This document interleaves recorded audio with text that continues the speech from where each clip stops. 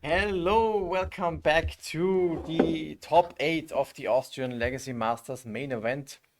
The top 8 has just been announced. I think it's a very nice mix of different decks and archetypes. I think before we start into our match that we cover today for the semifinals, we can quickly quarterfinals, sorry. We can go over the players and the decks that they were playing for this top 8. Yeah.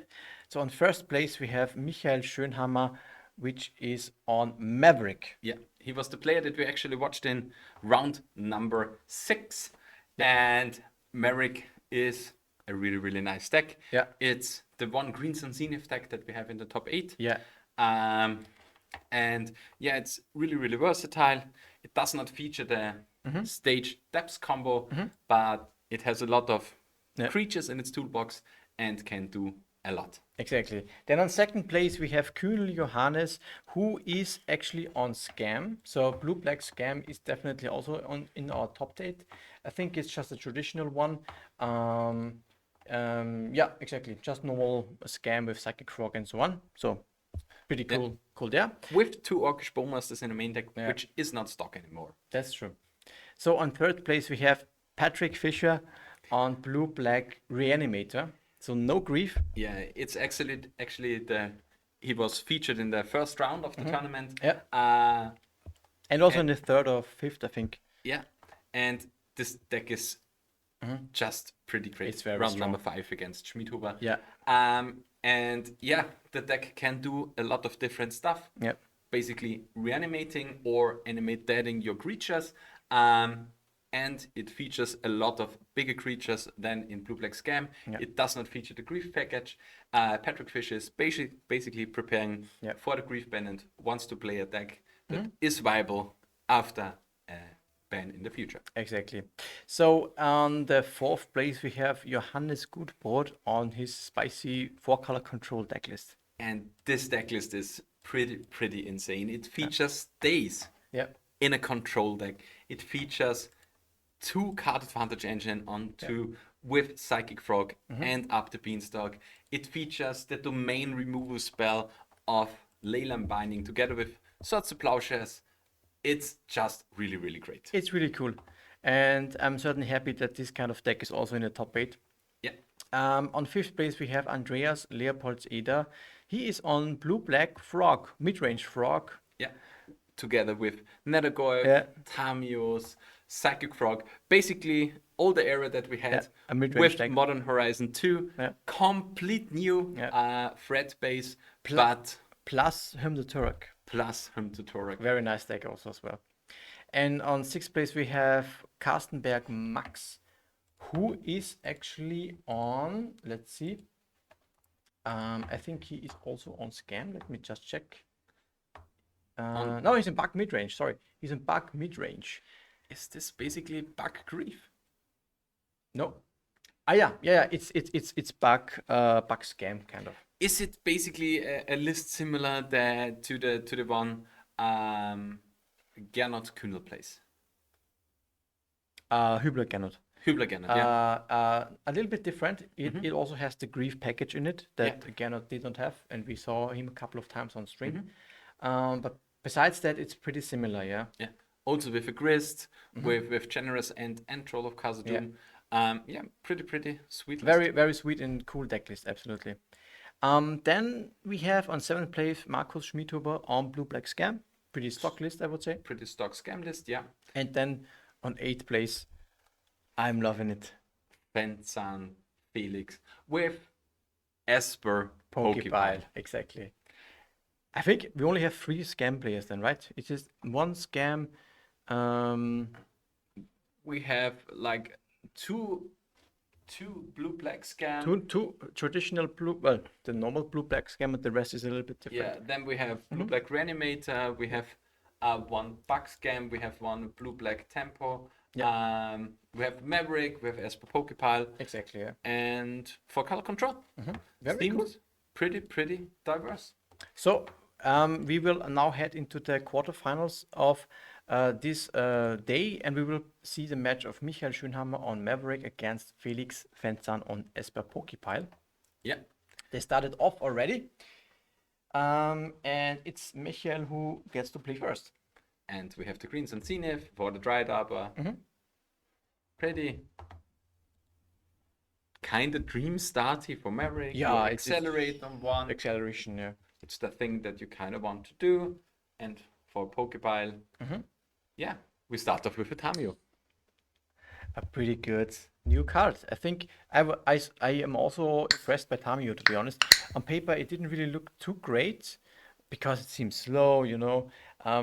It doesn't, well, the +2 is not too strong, but you know, you don't have to, you shouldn't forget that this is only a 1-mana card.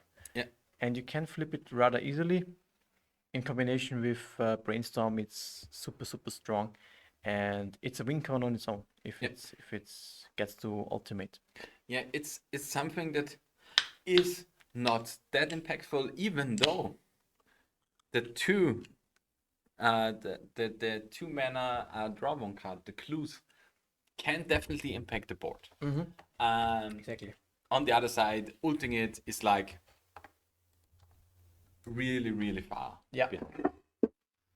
And yeah, it's. But I'm really excited to have here Maverick in the top 8. It's, I think, the only Maverick player in the tournament. I think there were like 3 or maybe 4 Zenith lists. Yeah. I think we had 2 or 3 Nadu Zenith players and Maverick, basically. It's super cool. I think it's all actually a pretty diverse meta game. Also, pretty diverse top 8. I'm super happy, super happy that we didn't see only scam decks. But I mean, it is blue-black heavy. We cannot deny this, but still. The thing is, the one thing that we really have a lot of here is Psychic Frog. Psychic Frog seems like the winner of the tournament. Yes. But yeah, here we see Tamio attacking, Endurance splashed in as an Ambush Viper. We see a Brainstorm in response. Tamio will flip. And yeah, now he has a Planeswalker. Michael is, rather than attacking, I think it is difficult for Michael to remove the flipped Tamio. Yeah. So it's, while attacking, he blocked with the 3/4. After announcing blockers, he brainstormed, which creates a trigger. Yeah. Or even before announcing blockers, he cast the brainstorm and then dazed the opposing endurance, which seems a huge tempo swing. You still have the Tamio running around. You can +1 it. On the next turn, you can now basically up or regrow the card. And yeah.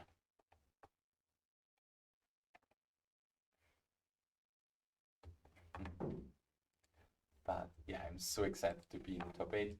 And yeah, Legacy Hanover represented in the top 8. Are both guys from? No, is it only one? Oh. I think Schönhammer. No, Schönhammer is from the Bavarian region. Okay. And Fenton is, I think, from Hanover. Yeah, correct us if you're wrong here, but I have no idea. We need more interaction in the chat. Now, here it's like we have the Urza Saga now taking up for Michael. Maybe he has a knight or a white of the reliquary.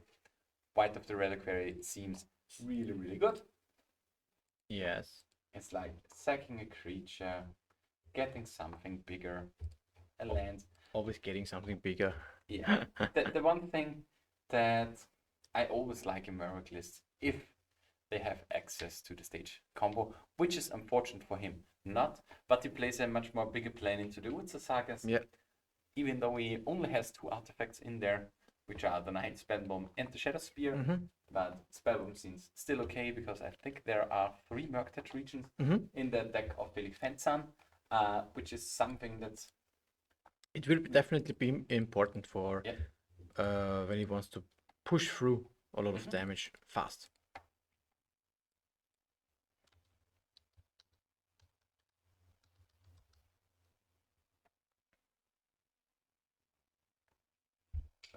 Here we have the Wasteland. Oh. To start it off. Hello, guys.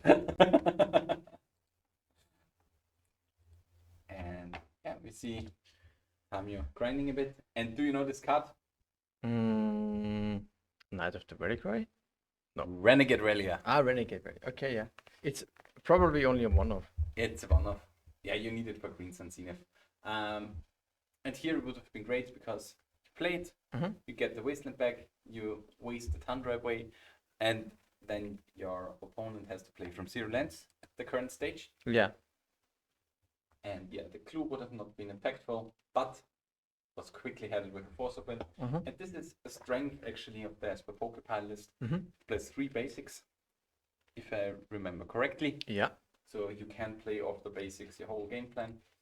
I think, let me see. No, it's only, it says 1 basic of each color. Yeah. And here we come now to a point where Tamio is at 8. And how much does Tamio need to flip? 3 cards. Oh, 8, yeah. I think 8 is the ultimate. Oh, no, 7, sorry. 7. So you have to plus it 3 times. Yeah. And he just ulted Tamio. Really? Yeah. And in response there is a Bowmaster. Uh-oh. This would be lethal. Uh-oh. No! It brainstormed into Force of Will. The fuck? What the fuck? Come on. Come on, play fair. This would be so nice to see. Always the blue mages with the unfair weapon. Come on, this would be so nice, right? Ultimate, then you think you have one and then Bowmaster. Yeah. Draw half your deck and then just die. Yeah. 24 Bowmaster trigger on this deck. Have fun. Really unfortunate. Yeah. This would have been Brainstorm into Forces and Hanover special, yeah? That means Felix Fenson is the Hanoverian guy. And Michael Schöne. Magic of the Woods is, I think, Bavaria. But I'm not completely sure. Yeah. It's so nice. Okay, so Felix can keep all the cards in hands forever. Because of the emblem that he gets from Tamio. And he has a lot of cards.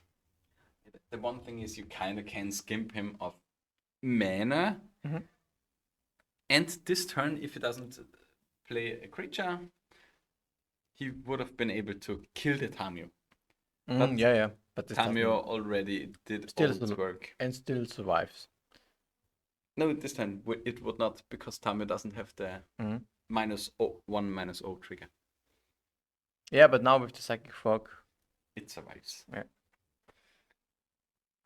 Yeah, I think Felix is slightly favored now. I think it's still close.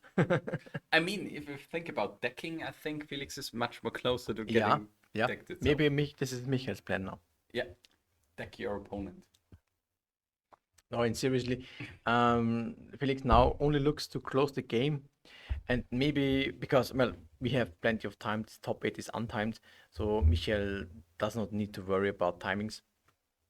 Yeah, but I still would concede on this spot, especially after the knight being removed, because it just opens up your brain a little bit. Depends on how you, what kind of personality are you, because it could be that Michael wants to see some extra cards that he might not, he doesn't want to oversee when it comes to sideboarding. Yeah. For example, is there a Murktide Regent? Or is there, I don't know, what kind of white cards are there still in there? It goes for lethal. Large action. What? And I think he has force blue card in hand or something like that. I haven't seen this one. Ulting Tamio with a thing with a Psychic Frog is great. And this is something for Michael. He now knows a little bit more about the deck. He has seen 3 cards or something? Or 4? Okay, no, yeah, there's a lot more cards. Yeah. Everything is discarded. But yeah, you know the Tamios, you know the Brazen Borers. Prismatic Ending is good to know, Stifle is good to know. You know about the Daces beforehand. I think it's really cool to have also a little bit of a showing of Wrath of Disguise. Yeah. Which is in the main deck and also in the sideboard for Felix. For which matchup specifically? It's meant to be, well, Pokimoki, the creator of the deck, posted a video of a league playthrough, and he said that it is mostly targeted for anything related to Ursa Saga. So kind of this kind of decks. It kills the Saga and also a lot of artifacts. It kills the Saga. Yeah, exactly. So this is the main application. I mean, it's a little bit clunky because of double white, but overall, pretty cool. Seems great. So for the sideboard, we may see another. Would you board in the second draft of the skies against Maverick? Maybe because the board is pretty flooded a lot of times. If you can get it off for X2 or something, maybe 3, we can. Yeah, for 3 you basically clear the whole board for him. Yeah. And for 1 you clear all the mana acceleration down. You clear the Elvish Claimer and stuff like that. So it has some potential. Otherwise, Orcish Bowmaster doesn't seem great in this matchup. Yeah. I mean, there are 4 to 5 creatures that you can kill with it, but yeah, that's as good as it gets. You don't have any card draw in there. Yeah. Unless Inter seems great. Shrinks all the whites, the Knight of the Reliquary. The Knights, the Whites, the Reclaimer. It can grow to a threat on its own. Yeah. It's okay. I don't know about Harbinger because some mana acceleration is still in the deck of this Maverick deck, like the Hyrax. Yeah. And the bird and the dried arbor. But on the other hand, there is only one forest, as we've seen from the deck list. And you don't play any Mox Diamonds. So if this sticks on the field, can be tough. Can't be removed. Yeah, unless you float white and kill it with swords.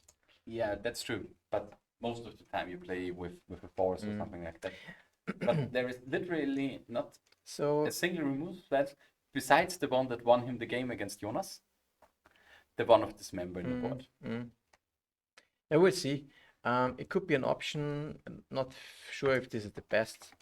But besides, Plague Engineer sounds really, really good. Plague Engineer is also kind of good. Bowmaster is, I think, interesting. It's kind of a removal spell, but the opponent doesn't draw a lot of cards. Yeah, it's only 5 creatures that you can hit it with, and you're playing 3 in the main deck. Yeah. I think you're skimping on that. Besides it, I don't think that Felix has too much to bring in. I think hers, Harbinger, and maybe the Wrath. Yeah. For Michael, what will... Yeah, well, more removal spells. He will bring in the Dismember. Maybe he wants to play Kaya Ghost Assassin, because it's such a slow matchup. Can be. This is a spicy one, actually. It's an old-time staple, or an old-time staple. It's a 4-drop. Yeah. You can exile it for 0 and lose 2 life, or another creature. Yeah. For -1, your opponent loses 2 life and you gain 2 life, and for -2, your opponent discards a card and you draw a card. Yeah. Really, really great. But yeah, to come to the metagame question, I think we had 12, 13 scam players. Something like this. We do not have the exact breakdown yet. We will have a look at this after the event, but it is for sure heavier on the scam side for sure. I think was it 1/3 for sure, I would say. No, I don't think we had 1/3. I think it's close to 1/3 actually. Okay, then we're close to 20 people, and then we had like 8. Maybe 15 to 20. 15 to 20. Yeah, something like this. Out of 60. So then we had like a lot of Grixis Delva actually. So this was the weapon of choice basically to combat blue-black scam. But definitely blue and black were the two most played colors for sure. Then we had like the bug decks, the Esper deck here. So yeah, Psychic Frog was the haymaker of the tournament. Yeah. And the breakout card. I think this is up to this point already pretty clear. Psychic Frog is super, super strong. Yeah. And played heavily in a lot of different decks.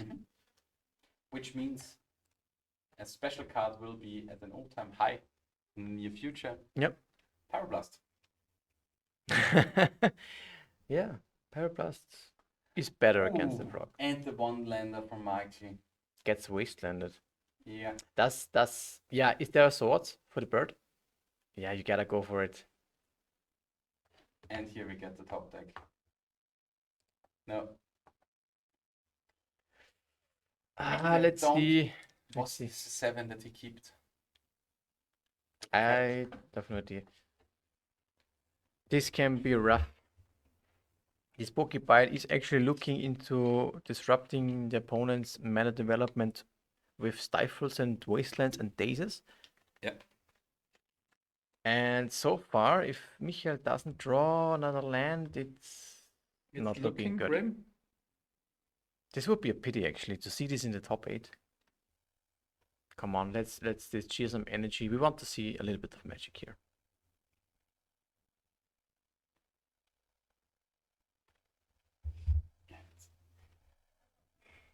Watching Magic and not playing Magic Mm-hmm. is pretty hard, especially with like Pokepile, which is such a slow deck usually to win. Pokepile, it can be. It Yeah, can be it's a fast. mid-range deck, you know. Yeah. So tempo-ish. No, it's really a mid-range deck actually. But here we have the Tamio. We get the Tamio to uptick. So we're like The 3 turns away from ulting it. yeah, Is this a land? If yes, we can. we have a game. Oh, that's good. And what's that? This is Noble Hierarch. This is good. Another mana source, Ah, yeah. and it. Exalted. What will happen? Beginning of combat. Bounce with a borrower, or sword, or Bounce with a borrow would be maybe fancy. yeah. Oh, Bowmaster. Ah. Yeah, I think we are once again in the ulting. Close. I mean, it needs 3 turns for the ultimate now. And pre-exalted before declaring attackers. He did all this. I love this Esper deck. Yeah, this is right down your alley. Yeah, it would exactly be what I would play. On the other side, I'm more currently on the line of Maverick, but Green Red Depths because you need.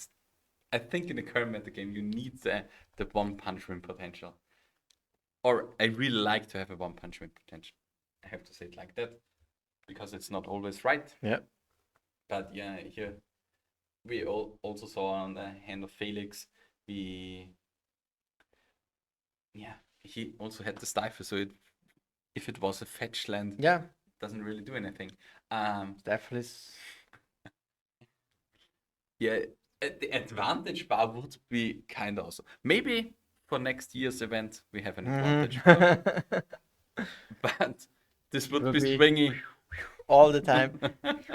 The advantage bar at the time of ulting Tamio, 100% Felix, the on the stack to Bowmaster, then the brainstorm a little bit more to Felix.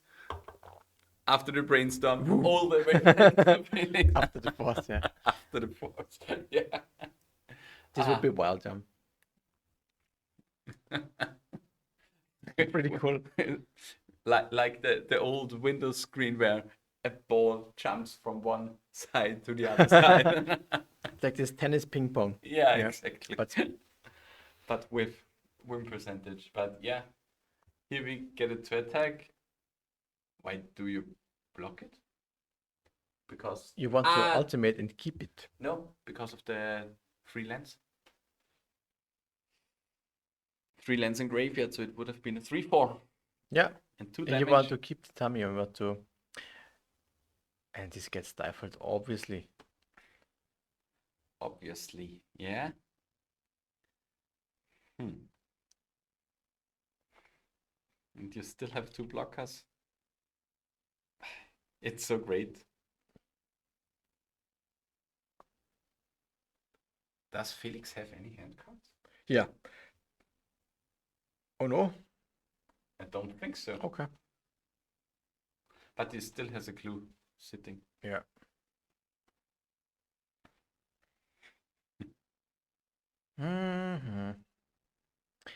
If we see another ultimate of Tomio, It would be awesome. would be, yeah. Yeah, another frog. Seems great. Don't forget to uptick your Tamio. Yeah. I think Duck Faden is usually a card that you see in what is it called? Strifopile. Strifopile, yeah. Pokepile is originally was a rock version with a mid-range deck with Stifle, Dazes, and Wasteland. I think it was in the Oko area. When Arcanist. It was Arcanist Uro. And Uro, exactly. And now this is a new version of it. Yeah. Strife on the other pile is more like the 4-color control player. Without white. Without white. He plays Deck Faden together with with Narset to target your opponent and stuff like that. This was right down his alley. And yeah. Draw step plus frog plus a clue token. Plus a clue token. It was sacrificed, the clue was sacrificed. Yeah, and here we see with the Wasteland, he still has the potential when he attacks with it to get a 3/4. You know what I'm looking at, or what I'm thinking? I don't know the cards exactly of Michael, but this is a scrubland. If Tamio gets altered, another Bowmaster maybe? I think but I don't know if Michael has a Bowmaster in hand. But this is a Savannah out there, and he played the Wasteland for this turn. Is it a Savannah? Yeah. You sure? Okay. But the thing that he can do is attack Tamio, Swords, Orcish Bowmasters. Attack Tamio if he exiles 2 lands, Wasteland yourself, and then attack Tamio for 3. Yeah. Which is for 2, which is not good. But it's something that he needs to do to be still in the game.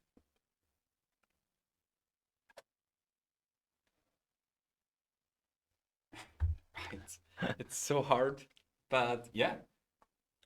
This is the only line, I think, that basically extends the game for Michael for 1 turn. But then there is still the frog running around and drawing you cards.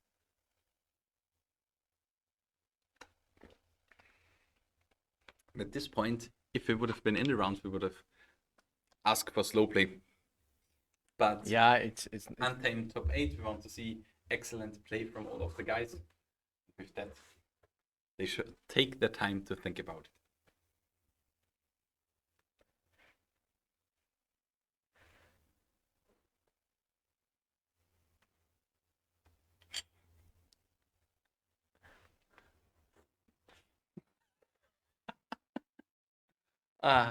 Yeah, we have the Orcish Bowmasters, but we have no red swords. No black swords. Black swords. It's factually correct. It's yeah. It's also correct that there's no red sword. On both players' sides. Yeah. I don't think that it is noticeable that we are going through the 8th, 9th hour of streaming. Yeah. Or 10th hour of preparing for today. It's like, yeah. It's a long day for sure. And it was one yesterday. And it will be for tomorrow. Yeah. But yeah. It's all great. Yeah. Lots of legacy. And we are here to hear the almighty frog roar. Oh yeah. Yeah, I mean, I never thought about like the new stage depths combo in Tamio Psychic Frog. Yeah, it's also 2020, 2021 even. 2020. It does not die when we blocked. It doesn't die. Yeah, it's awesome.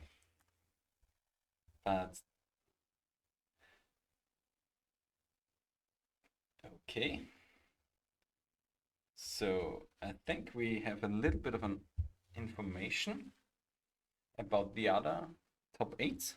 We have Gudbrod being up 1-0 versus Andreas, which seems about right because it's just Control too slower mid-range, than Dex, and yeah, Gudbrod is just that's better at playing slow.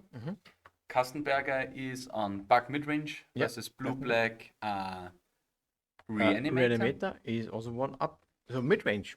It's okay. Mid-range is on the forefront. And apparently... Or scam. It's scam. It's basically bug scam. Yeah. And then we have Kühl Johannes, who is on Blue-Black Scam, versus Schmidhuber on Blue-Black Scam. And apparently Schmidhuber already won. Yeah. Or is in the later stages of winning. And I think here we have the win for Felix Fenzan versus Michael Schönhammer. Congratulations, Felix. You are up in top 4. And just a small discussion for prices. For top 8, from 5th to 8, you get a Force of Will. Yeah. For 9th to 12th, you have gotten an Orcish Bowmasters. And now we are in the standings for dual lands. For the top 4, we have 2 Savannah. In place 3 and 4. For 3 and 4. For the second place, you get a Tundra, and for the first place, you get a Tropical Island.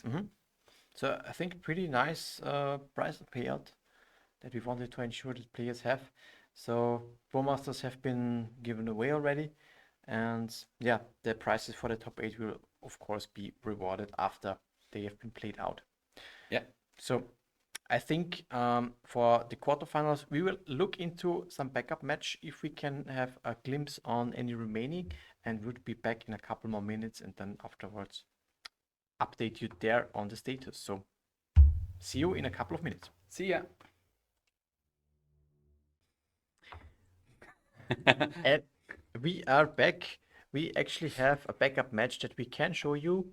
It is Johannes Gudbrod on 4-color control against Andreas Leopards-Ada on Blue-Black mid-range frog. So we can head into our players and see how they are doing. I think, okay, we need to switch names. So it's Andreas actually on the left hand side. And Johannes on the right. Johannes is quickly taking something to drink. And it should be game 3 actually. Should be game 3. Would have been quick.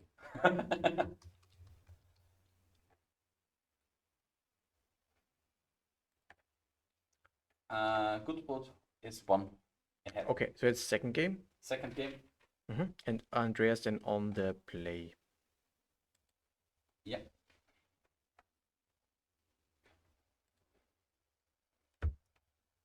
So we just need to make sure that we get the deck lists up and running for you.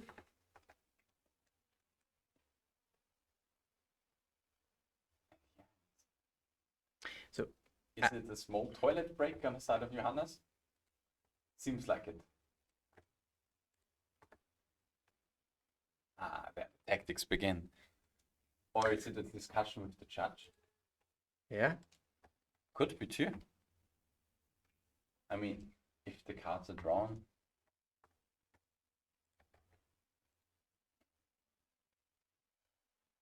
Deck check. Deck check. I mean, you have to basically deck check. At the first game, Johannes Gudbrod versus Andreas Leopards-Ada. Andreas Leopards-Ada basically went undefeated in the top 8 in the Swiss rounds. He actually won last year's Friday event. Yeah. And thank you very much for the nice compliment. For the deck list, they will be posted definitely. For the coverage matches, you can see them on screen. We have a stream deck updated. You can have a look at the deck list we're playing. For the top 8 and the remaining deck lists, they will be posted, I think, on MTG top 8 for sure. Yeah. Afterwards, so we will let you know and post them on our social media, where you can find then all the links to the deck lists for sure. Definitely, because like deck lists is such an important tool for coverage. Yeah. The Friday event where we don't really have exactly the card count or exactly the cards that are in here. It's like we may expect something to happen, but especially we are sideboarding. Yeah, you can point out like for Andreas. Yeah, there is the one Snufford in there that can deal with this problematic card. Yeah. It's not that great in this matchup because one of the bigger cards that you care about is Psychic Frog. And Psychic Frog is notoriously... You want to say broken? No. It's a card that you have to cast with black mana, so it's black. Yeah. And therefore doesn't really do anything. But in the side of Andreas, we have the 2 Harbinger of Disease, which can do definitely something against Johannes Gutbrot. We have seen it in the 5th round, I think, where Johannes was playing against Stiflenot, where we had the Harbinger of Disease being forced because being sorted in response after resolving with a floated white mana, because like there is no out for Johannes Gutbrot if a Harbinger of Disease is on the battlefield. Yeah. So this is kind of the position Andreas has to get into to win the game.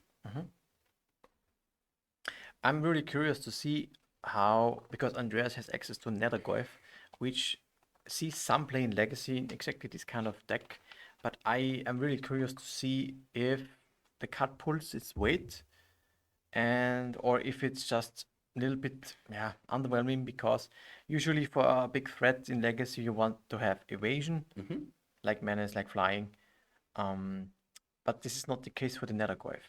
But in this matchup, it doesn't really matter that much because Johannes Gutbrot doesn't really have the small creatures lying around that can jump block it, which is Orcish Bowmaster is such a good card against it because you can just use the token to block it. And we've seen it in a previous match where he was attacking with a Psychic Frog and a Nethergoyf.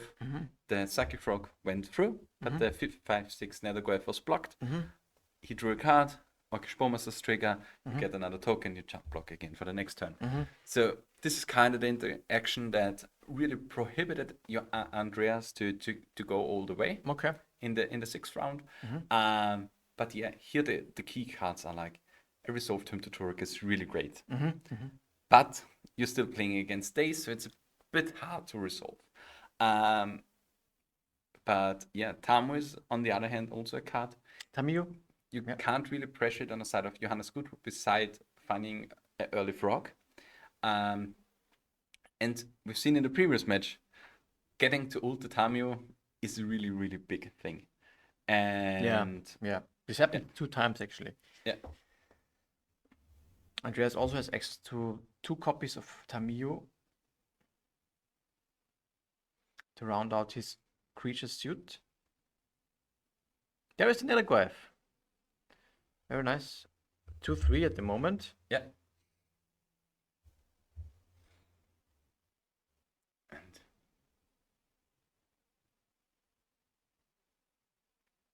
here we have to see if Johannes has a removal spell. Maybe he can just ignore it for the time being. But after some time, of course, he cannot do that anymore. I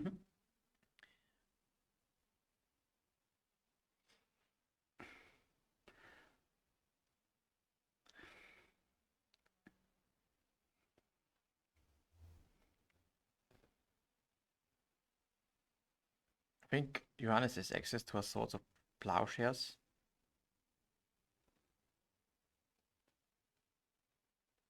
But of course, when you're being wastelanded twice already, you cannot play around Daze at this time.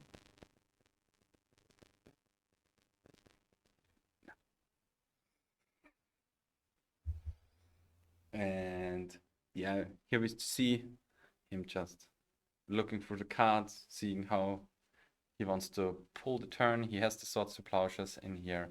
He has the fetch to do something else. But yeah.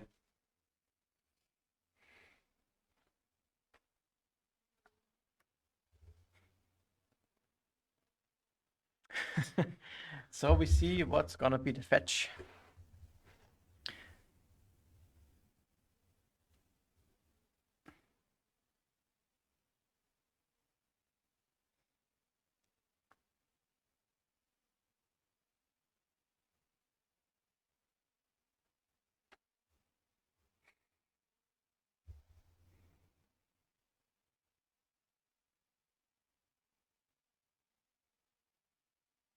You also get for fetch for the hedge maze.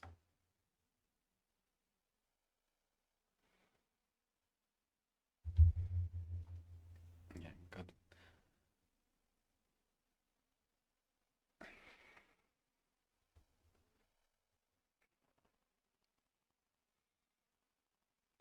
Getting in the small damage. I think he should be at 15 life or something like that. So yeah, they have to enforce the life total manager.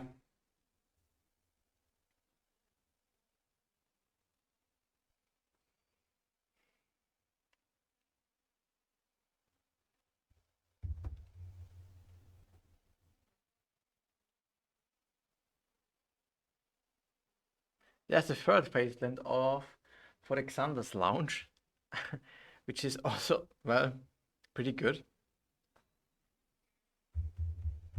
So we basically have like one color missing for domain, which is the white one, which is exactly the card that you need to cast. And Leyland Binding. This will not last forever though, because it is just about to get wastelanded. When wasteland is on the stack, the activation. The trick is on the stack. Yeah, yeah. Exactly, yeah. And please don't respond to it. No. No. To the brainstorm? No. I see the day is coming. I see the day is coming. Yeah, maybe he's brainstorming for the days right now also. Okay, life totals are updated now. Very good.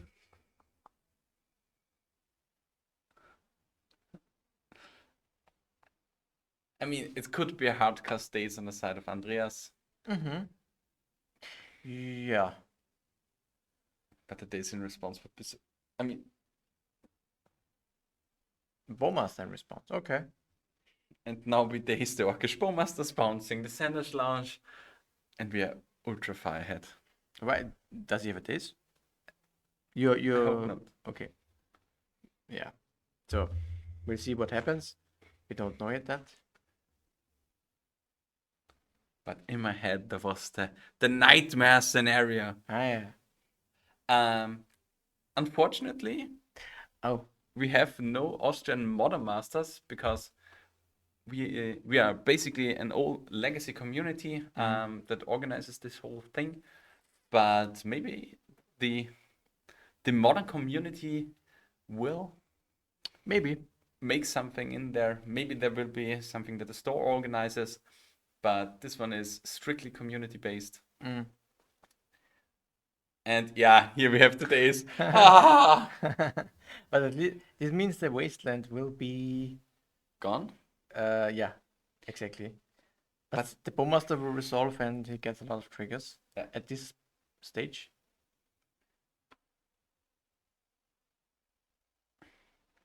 There we have the Austrian Modern Series back in the days. Championship, I think. Championship. Yeah. I think this was actually organized by Kühnel as well. Am I right? Could be. Because he did the legacy part back in the days. But yeah, shut down since 4 years. Died with COVID. So Brainstorm has resolved and the Bowmaster triggers are on the stack. Together with the Wasteland. But yeah. Which is now actually a big clock on the side of Andreas. And Johannes Kühnel is actually in the top 8. Yeah. He just, I think, lost, however. To? Schmid over Marcos, I think. Yeah. Both this was a scam mirror. Yeah. Looks pretty good for Andreas. He can attack for 2, 2, 3. It's still yeah. well, it's still a turn from Andreas, and I think it's still resolving the brainstorm at this point. Yeah. And then Andreas gets to attack with the Nethergoyf only because he just cast the Bowmaster. He can't be resolving your brainstorm because the brainstorm triggers are already resolved from the Orcish Yeah, maybe Bowmaster. the shock card. I don't know if. Do you think the brainstorm? I think the brainstorm is not resolved, right? It should be all resolved. I think Johannes is thinking about what to put back. Yeah. Yep. I think Andreas just shortcutted already. Yeah. Yeah, there was the A1 Esports Modern Tournament, which was, if I remember correctly, exactly won by Tuco CR, which is Felix Stenitzer. But yeah, in Legacy, this is the prestigious event that you want to win in Austria. In Austria, we have a few bigger events, which are all ALM qualifiers. We have like 2 in Vienna at the 3-for-1 This gaming year store. we had 2, yeah. Then we have 1 in Graz at the, how's the store called? Trading Cards United. Trading Cards United. And then we have this whole weekend in Linz. Brainstorm is resolved now. Now he gets to attack down to 9. And this is like missing exactly 2 damage for the next turn. So you need to get a sorcery in the graveyard or maybe a bauble on the side of Andreas to pump your small little Neldergoy for the next turn. And bouncing... yeah, at the time being it's 7 damage, right? It's 7 damage, yeah, exactly. 2 damage off. And do we get here a cantrip? A carpet. Yeah, it's Dazing only... the carpet. Seems Why? fine. Why? It's 1 mana from 1 mana at this time. I mean, Andreas only has 1 land. I think you could just... But then it does no mana. Because there are no islands in play. You're looking to close out the game next turn anyways. Yeah. So I think this is the crucial turn where you want to keep the days actually. Yeah. He paid 1 mana to gain 1 mana for this turn only. I don't think it was mana neutral basically. Yeah. I mean, he could filter the mana for a white mana. Yeah. But he... Exactly. Scam for the whole tournament. About a quarter to 1/3. 15 to 20. Yeah. Somewhere around there. Roughly. Then we have like blue-black frog decks. We have blue-black reanimator. We have a lot of Grixis Delva as well. So, yeah. Mono green post. Mono green cloud post. We had a little bit of breakfast. We had painter. We had bomberman. We had 4-color controls played here by Johannes Gutbrot. And there we have the Swords of Plowshares, which is key to reducing the clock by a substantial amount.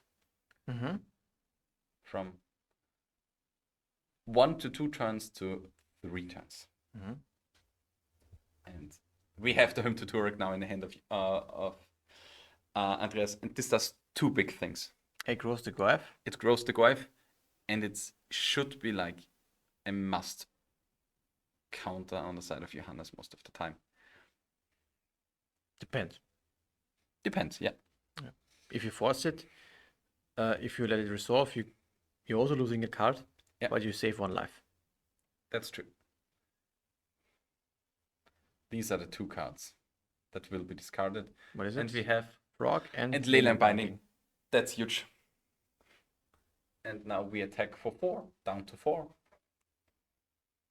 And crucially, Swamp doesn't give any mana to Johannes as well, which can become a thing in this turn. Johannes Gutbrot currently is at 4 life. It's not updated on the stream, but we have another Leyline Binding. Putting on away the Bowmaster. Okay, so he has another cantrip of some kind in the hand, most likely. Most likely, yeah. If we would choose the Goyf, he would have 4 more, well, at least 3 more natural draw steps. Okay. Okay, then. Just all the bindings. Why not? Harbinger of the Seas. Which is not so so good right now. No, because it still gives a lot of colored mana with the carpet. Yeah, it's completely fine for Johannes. But it's a threat that can attack. Yeah, it's a 2-turn clock. And I think most of the cards in his deck are blue. Am I right? For Gudbrod. He has the Ponders, he has the Brainstorms. I mean, he can't. Okay, yeah. This is the card that is crucially here. I would have thought of maybe bouncing the. I mean, bouncing this doesn't really work because then he can't just resolve it on the turn. But he can bounce this turn the Carpet of Flaws. With He has the Brazen Borrow in hand. Yeah. Attacking for 2. And please bounce now the carpet. It would be the Giga Brain play.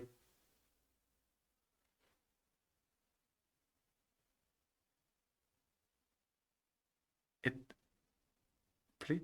Yeah. You've seen it. Because now there is again only blue mana.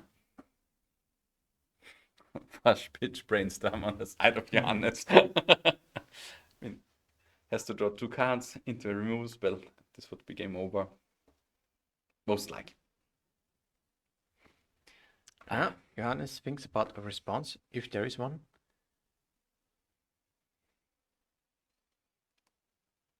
But if there is no response, was, yeah, perfectly fine played on the side of Andreas. Getting in the small tempo play, the turn where it was such a crucial turn with the wasteland, with the days, and yeah, tricking your opponent into getting this value, but then getting your 4 damage. Yeah. With this, and yeah, now we go to the next turn for Johannes Gudbrod. Yeah. And yeah, he picks it up. Yeah. There is, I think, no planes. No, there is no basic for Johannes. Let's say 4 to 5 color control deck. I think you can see the deck list with the stream deck extension. Johannes Gudbrod plays not a single basic in the whole 75. Sometimes those kind of decks play 1 in the board, but in this deck list, as Johannes is presenting, it is not. But yeah, we go now to game 3. Yep. And yeah, and I have to say, I'm really one-sided in thinking who should win. Because if you are a local guy, yeah, you really hope that the local guys win and have a great showing. And we have 2 of our guys in the top 8. Basically 3 guys that lost their win and in. Yep. So overall went good for us. And apparently Markus Schmidhuber is already confirmed for top 4. Which is basically the second good result that he did this year in the second big tournament that he played this year. And yeah, Andreas now on the verge of competing for the top 4 slot with Johannes Gudbrod in the last and final match. Exactly. And yeah, it's I'm really hyped. Let's see what Johannes is getting to bring in. I think I've seen the frogs in the sideboard.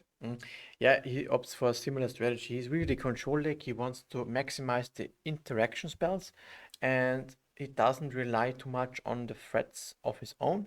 He relies only on Oro, basically. And yeah, he just wants to win fair and square with binding, swords, maybe Daisy's forces, interaction. Yeah, and the big thing is, in the Swiss portion in Magic the Gathering, as we all know, you're timed, and we all know control decks that play basically 1 win condition, and this is really, really hard to perform in the Swiss portion. Yeah, there it really makes sense to play the Psychic Frogs, because like in the main deck, you may give an edge with the Psychic Frogs to win the first game. Then you're playing the control as you would play the deck. Yeah. Just not lose, stall out the game, go 1-0, draw the game, or don't finish the second game, or even win the second game and get the win in the Swiss portion. Exactly. And in top 8, you don't have a timer. Just play however the fuck you want to play. But there's still slow play. Yeah, there's still slow play. But if you still cast the spells in time and advance your board state, then it's okay. Yeah. It's okay. And yeah, with Uro, it's like cast Uro. Then it gets a fatal push or something like that. Yes. 2 turns later, you cast an Uro. In the meantime, you draw a gazillion cards with up the beanstalk and just force of will every play your opponent makes. I don't think he's playing endurance to shuffle everything back, but yeah. No, Johannes does not. But I think for typical control decks, this is a more down to earth version. Yeah. Which is a lot more relying on little interactions like a timely wasteland days, because it gets access to these cards as well. So I really like it actually. It's actually similar. If you look at the main deck, it is similar to what a blue-black shell would look like. Yeah. But, you know, exchanging a little bit of combo pieces with control elements like the beanstalk, binding, and swords, basically. The rest is, you know, it's a tempo-ish shell, actually. The shell is really, really tempo. You basically switch out all the creatures for late game. You mean after sideboarding? Also, before sideboarding. If you closely look at the deck list that Andreas basically plays, in the slot of like up the beanstalk Leyland binding, he has more creatures. He's playing Tamio, Nethergoev. Yep. This is basically all your late game. And instead of the swords, he's playing the black remover. Yeah. Exactly. So, yeah. Ganes is on the play now. Opens up with a strong turn 1 play of Carpet of Flowers. This is pretty key. I think overall we will see. Usually when I see this happening, I'm almost thinking, okay, now it's almost over, because you know, even the Wasteland, at some point it doesn't even matter, because Carpet of Flowers. It's such a strong card. Yeah. And mana is everything in this matchup. We've seen it before. Like, the Harbinger of the Sea was stone cold nuts versus for color control. But now you have the key component out there to don't lose to Harbinger of the Seas. Even there was a lot up going beforehand. In this position, only Carpet was able to win you the game. Because you don't have any colored source anymore in the deck. And yeah, you don't play into Sink into Stupor or Brazen Borrow yourself. You really have to hope that this one is not on the board. But as I've seen in the sideboard currently, and there is also a dismember that may allow him to clear the Harbinger. If it came in, but which probably did. Yeah, but he was at 2 life or 4, so it doesn't really matter. Yeah. But yeah, here we have the Beanstalk. So the late game engine is already settled for Johannes Goodbro. This is exactly the start that he kind of wants to have. No threat on the board for Andreas. Maybe there's a frog here and there, but yeah. At least Andreas tries now to put a little bit ahead, but here we have the days. We may even see the Hedge Maze being bounced because you get an additional Surveil, so which further increases your card quality in your hand in exchange for a little bit of tempo, but you win the long con. Yeah. Hamlet Turek is a long forgotten card actually in Legacy.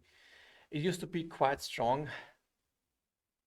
I'm happy to see it back. Well, it's not really back, but just a little bit of a showing in this tournament. And here we see the days. Do we see another days? Most likely not. A force! Oh wow. Would you really force it now? I mean, you get 1 card because of up the Beanstalk. That's true, yeah. But you have to use a Psychic Frog for it. But I think there is also an additional up the beanstalk now in the hand of Johannes Gutbrot. So land up the beanstalk. Seems Gucci. So it turns out it's better to pick up the underground sea to have more mana available. Yeah. For him it was like because of another 2-drop to play it for the next turn. But here we see the second him tutorial. Good hits, yeah. Leyland Binding and Brainstorm. And do you know the specialty about the him tutorials that Andreas is playing? All different artworks. Yeah, all the different Bikini Mask artworks, but he got them foil treated. Yeah. By, I don't remember the name exactly. Foil altered, basically. So foil altered. They use foiling old. It's a tedious old process, but yeah, pretty cool. Brian Cook did a foil treatment on his Linzer diamonds and Lotus petals. But yeah, here we have the Uro being able to cast the card because of Carpet, not Kevin. Carpet, yeah. That's 2 lands out there, and we have an Orcish Bowmasters and another Orcish Bowmasters, which I think come in pretty handy in the near future on the side of Andreas, because I think this is exactly the game that you want to play. Don't give your opponent too much mana, even though with 5 mana now available, it doesn't make any sense to reduce it. Yeah. But yeah, Bowmasters into Bowmasters into Bowmasters, something like that can really stop Johannes, because he's just needs to draw a card to find good things, and even if he plays in removal, most of the time it also draws you cards. Maybe what he wants again to do is bounce the Carpet with a Brazen Borrower and then play the Harbinger. If he would, I don't know, I don't think he has a Brazen Borrower right now, but he has the Harbinger. This could be one way, but ideally he would need to do that before the Uro comes back. Yeah. Because he can't really... Does he have removal spells for the Uro? I don't think so. Which card could he play still in the deck? Maybe he plays a few Fatal Pushes still. Yeah, there's certainly some. But I don't think I guess they will be mostly botted out. Yeah, I mean, he for sure saw the Psychic Frogs, and maybe he bought it down at 2 or something like that, which could be okay, but for sure not 4 anymore. And yeah, here we see like, yeah, it's so hard. But yeah, I really like the deck from Andreas, but position gets worse and worse currently.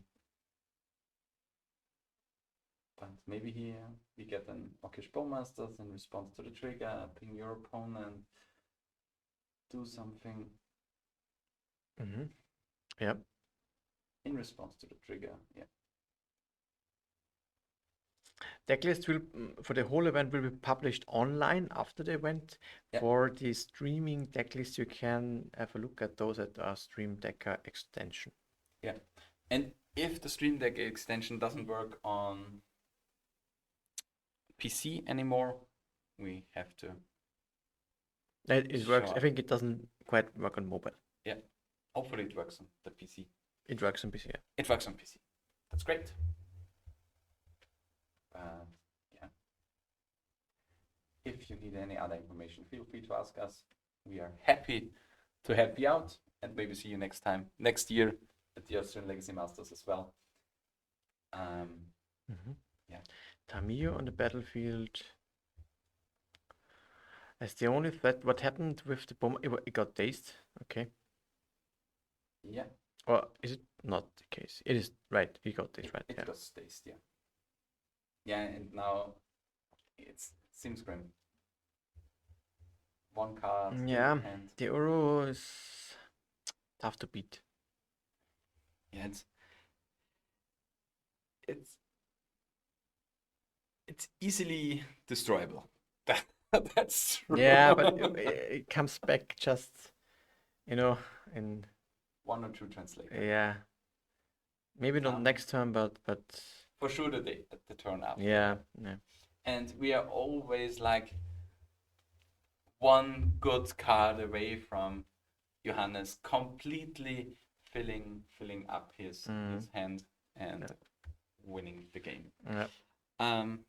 For the top 8, we have 2 blue-black scam, 1 blue-black reanimator, 1 blue-black frog, Esper Pokepile, Esper Pokepile, 1 4-color control, 1 Maverick, and 1 bug scam. Bug scam or bug mid-range. It's let's say bug scam, yeah. So it was pretty frog dependent. Yeah. Are 7 frog decks in the top 8? Yeah. Yes. I think so. It's only Maverick that doesn't have a frog. Yeah. Okay. So it's don't ban grief, ban frog. And it's only 3 grief decks. Yeah. Which was the card that he actually got back with the Mystic Sanctuary? Was it a Force of Will? No. I think a Daze. No, the Daze is still in there. Or another Brainstorm. Is there a Daze? Okay. A Brainstorm because you cast it this time. Yeah. Most play card, most likely Frog and then Wasteland. Yeah, I would say Frog is number 1. But we checked that. We will have an evaluation in the near future. But yeah, Wasteland also really strong. Right? Well, maybe besides Force of Will, right? And I think Force, Ponder, Brainstorm is still on top. Definitely more played than Grief. Yeah. Frog is definitely more played than Grief, I think. I think so, yeah. You'll be getting the Brainstorm resolved. A little bit of shaking before the winning on the side of Johannes. shaking. Shake it. Shake it off. In Austria, we are completely into the salt, so it's. Let's see. It's great. We'll see. The Euro is at the moment still in the graveyard. Yeah. Andreas has still an Tamio on the battlefield. And there is still no threat on the side of Johannes. Yeah, it's waiting for the Oro to come back. Yeah, but when does this happen? In like 10 turns? Next turn. Pretty sure.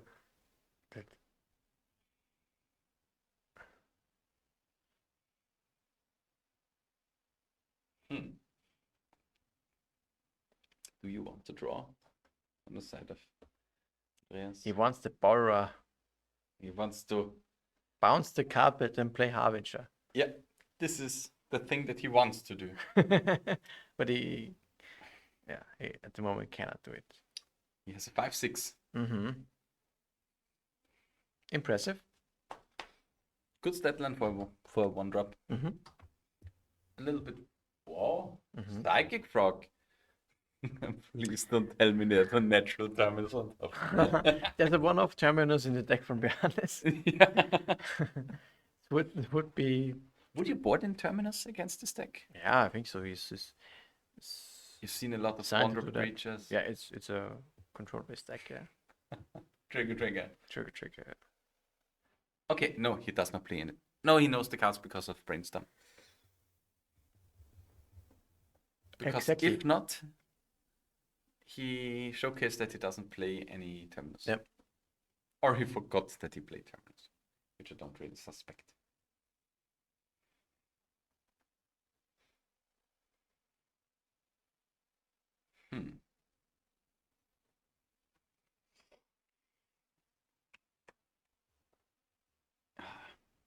Here we have the carpet, we have another 2 mana. We have now with the Brainstorm. No, we are still missing 1 card. Yeah. Directly fetching. Directly. See, does the life total seem okay? It's nothing really changed. Yeah, the Uro got him a little bit. Tamio does attack for 0. casual 0. With Santa's launch, we now get basic Tron or domain again. And yeah. With 2 up the beanstalk, you have so many acceleration, so many advantage. Just 5 cards, getting your Uro back. Hopefully bloated. 2 blue. To green. Yeah. After carpet. Gets a card, gets 3 life, gets a land drop if he wants to. Or if he can. And then we pass it back to Andreas and let him deal once again with our local giant. Or is it a giant? What? The Uro. Or it's I think they are titans, but they are giants. Yeah, Elder Giant. Elder giants. But it's a titan. It's chained to earth. And yeah, crucially, the Nethergoyf is just one little tick too small. Can it get to a 6/7? Let's see. There's no planeswalker. I think 5/6 is the maximum, right? Is the top end. You have land, instant, sorcery, artifact, creature. And in the sideboard, nothing else. You have an enchantment in the sideboard and dressed up. But I suspect this won't be boarded in. No. But theoretically, you could ping it with a Bowmasters. Yeah, but you still trade. Yeah. And this is a recursive thread that comes back. But it still buys time. Yep. And like for every card that Johannes has to draw, he's one step closer to decking himself. You think so? That this will be a problem? I mean, he is like at least 30 cards in. Yeah. I would be surprised, to be honest. It's just 4 more recursion. Or... Yeah. I mean, he only has 4 more ways to get himself the Uro back. If you think about it. 4 more ways? Yeah, he's just being able to bring Uro back 4 more times. Because otherwise he would deck. I think it's pretty close now. If you remove the Uro 4 times from the field, why? Johannes Goodwood will deck himself. Why? Because he only has like literally a small thing above 20 cards back in deck, and you always have to exile 5 cards from your from your graveyard, which are cards that you have to draw.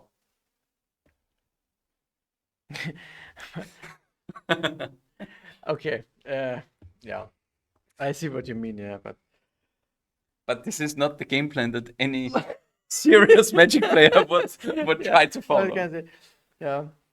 Hypothetically, this would be something that is yeah, been able to explore. But this only works if he doesn't play any frog. Second Nethergoyf. We're good to double block. Yeah, you could choose to do it. And then we have... Or you can just ignore it. But you can't raise it. Or can you? 10 damage. It's 3 times attack, so plus 9 it's 36. You need 4 times to attack and he wins 4 attacks. Yeah, you are 1 turn too close. Too short, you mean? And too short, yeah. Another card not in the library anymore. There it's like, I think you have to double block. The position doesn't really get any better here. You lose with the Uro on the field. You can also recore your Necrographs. Those have escape. This is not they will shrink in the process, most likely. I think you have multiple creatures in there, multiple instants, multiple sorceries, multiple lands. I think they only shrink by 1 because of the bubble. You can recur one without drinking. And the second one, you drink a lot. There's only 9 cards in the graveyard. Yeah. You need 10 or 5 cards, I think. No, you need to just exile any amount of cards, but you have to exile with 4 more card types. Okay, yeah. okay. Yeah. So you don't really have to exile the Mishra's Bob, so it doesn't even shrink the card. Ponder. Another Harbinger. What's the idea here? What you're looking for? I think I just want to remove the Uro again, that Johannes has to find something again to win the game. So he has to put cards away, you gain a little bit of tempo, he has to spend some mana, and every mana he spends on an Uro is not cast on anything that has CMC 5 or more. Yeah. And as long as he doesn't draw on anything of that kind. So he's at 17. Does he have another one? Or does he play a Harbinger? No. He keeps the Harbinger. He needs 1 jump blocker.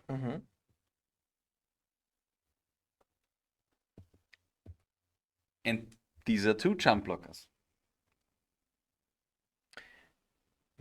This could change the race. Yeah. And do you know which card Orcish Bowmasters beautifully block? Uro. Yeah. Because every time they attack, you get a 1/1. Yeah. This is good. This means that Johannes needs to think of whether he wants to continue with this or, well, he's looking for some removal spells still. Yeah, especially since like Andreas can now attack with both of the Necrogoyfs. Yeah. One will be killed, and the other one he can, or the one that is being killed can be brought back to life without shrinking the Necrogoyfs, which means he could potentially attack for the win in 3 turns. In chess terminology, mate in 3. But without knowing the hand of Johannes Gudbrod, you still need to resolve a creature. But yeah, Andreas still has 2 clues lying around. And if this is a Swords of Plowshares or even a Leyland Binding, this should speak defeat. Please don't tell me he forgot about the Orcish Bowmasters trigger. Yeah. Could be. Okay, there it is.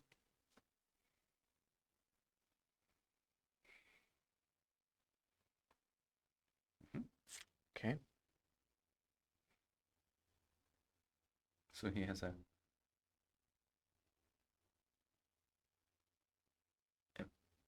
Oh, this was also in response to the... All in response to the Orcish Bowmasters. Okay. Yeah, this makes sense. So many shenanigans. We will look into updates. We know Kastenberg won So his... the back deck. Against whom did he play? Was it against Kühnel? Kastenberg played against Fischer Patrick. Unfortunately, Patrick lost in the top 8 against Bug Midrange, Bug Scam. Okay. Then we know Schmidhuber Markus won against Kühnel Johannes. We know Maverick lost against Esper Pokepile. Yes. I was not sure about the result either. No, it was Esper Pokepile, and now we looking at the last match for this quarterfinal. Yeah. Then we played out either blue, black, frog, or for color control. Will advance into the semis. But to spice a little bit up, what was the spiciest deck that you saw at the top tables? And in the top tables. I mean, I have a pick for the spiciest deck that I've seen for today. Yeah, me too. And I think we're thinking of the same. Does it start with an H Yes. and ends with hypergenesis? Yes. Okay. But at the top tables, Is it like for the top 8 or top top 12? 8, top 12, top 16, somewhere around the lines, which perform great. Good question. Wait, we have to go to tournament view. Maybe we have something that stands out from the players. I mean, I like the blue-white Dreadnought, but not really anything special. To be honest, I like this frog deck, and I also like this 4-color control deck. Yeah, the configuration is so insane. Yeah. It seems so greedy, but it feels from an outsider's perspective so well. I'm personally rooting the most now for the Esper Pokepile. And Andreas Leopold Zeta. Yeah, of course. No, one of those decks are similar. Yeah, one of the decks that I liked that was at the top tables was Black-White Death and Texas in the hands of Michael Pilz, which was performing good. And up until the last few rounds, he was 3-1, so near the top. 4-2 in the end, I think. Yeah, and the mono black scam of Jonas.